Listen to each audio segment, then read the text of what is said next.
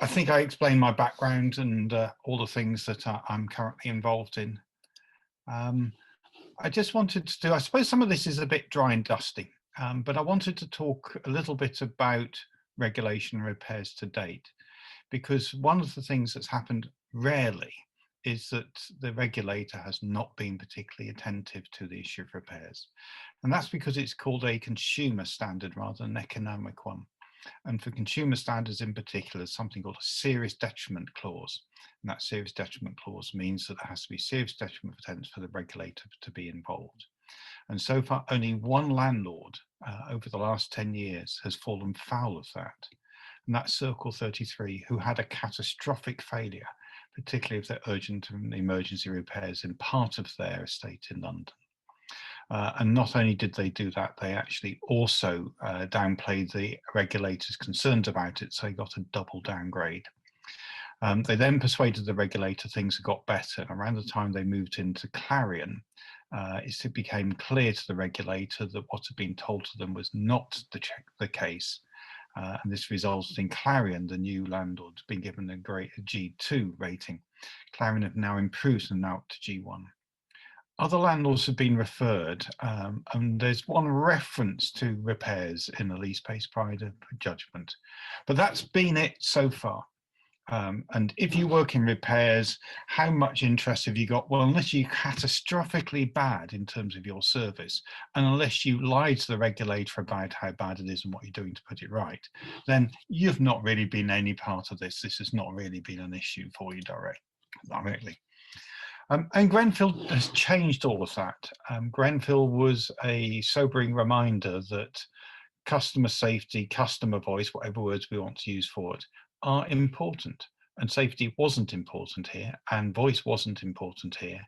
And I think there was an epiphany in the sector that needed to change fundamentally. And that's resulted in a range of things which have been happening. We've had the National Housing Federations together with Tenants Charter, setting out a series of commitments about housing associations, which I think somewhere in the region about 150, 160 have signed up to now. There's a new code of governance that's in place that sits there that emphasises the issues around voice and safety far more than would have been the case in the past. That new code is going to come in from the 1st of April with the first series of compliance tests against it taking place in a year's time when they report on it. But any good housing association at the moment subject to that code will have been doing a gap analysis, and they will have been doing an action plan to deal with that. The Building Safety Bill, again, is going to put a series of requirements, not just on social landlords, but all landlords where you have a high-risk building, and in particular is appointment of a responsible person for safety. The Social Housing White Paper, which is the key part of this, and I'll talk a bit more in a moment, but also the Housing Ombudsman New Powers, which is again part of the suite of things that's in place. Fundamentally behind this is the issue of a cultural shift.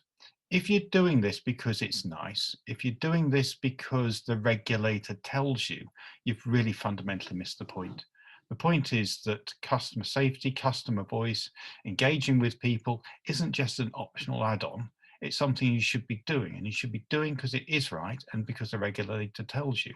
But fundamentally, it's about delivering a better service. And if people don't get that, then they will miss this opportunity and they will run into problems at some point down the way. So the cultural shift is the thing that happens. All the other things I talk about will be things that reinforce that.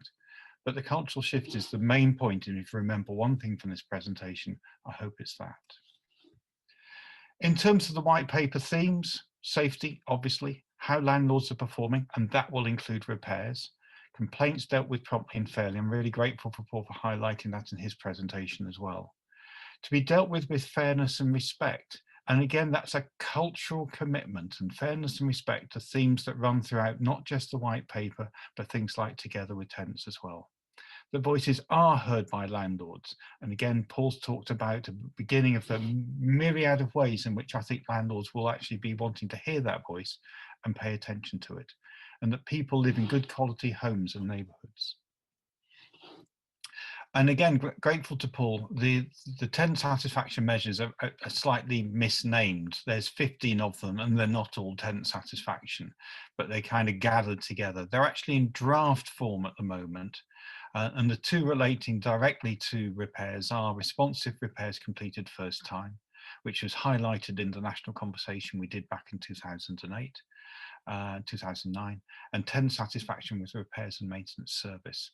This will be consulted upon. It'd be one of the things I expect the regulator, now they've appointed the new executive director for customer services, to get on with. I would be surprised if it fundamentally changes, and I'd be even more surprised if the number of measures relating to repairs and maintenance actually drops at that point. So these are things which landlords will be expected to do. They're in addition to anything you do on the sector scorecard, which I think has got a fundamentally different purpose.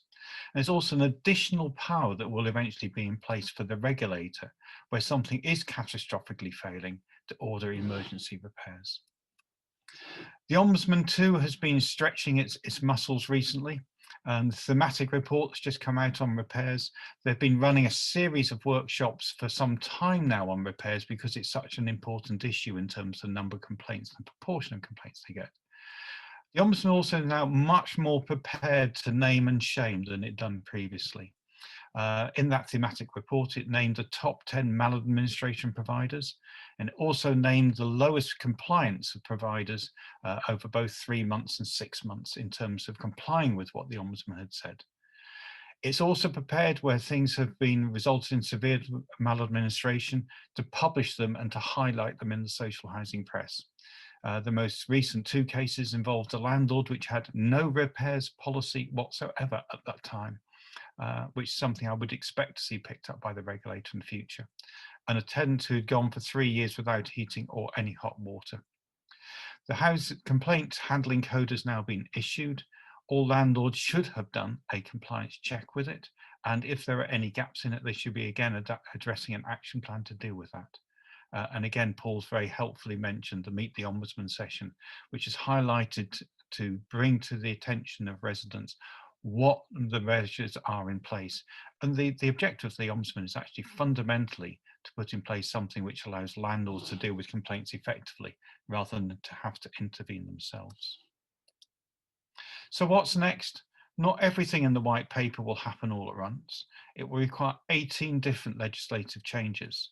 So in terms of what's going to happen with things like new consumer standards, what's going to happen with things like inspections, what's going to happen with ratings against whatever the new consumer standards are, won't happen for probably another 3 years or something like that.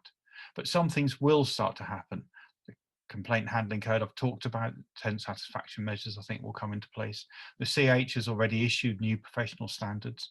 And again, I think somebody touched on earlier, I think it was Steve, Decent Homes 2 will be again a consultation I expect to see. That will include decarbonisation. And I expect to see more landlords paying attention to whether they're complying with the consumer standards at the moment.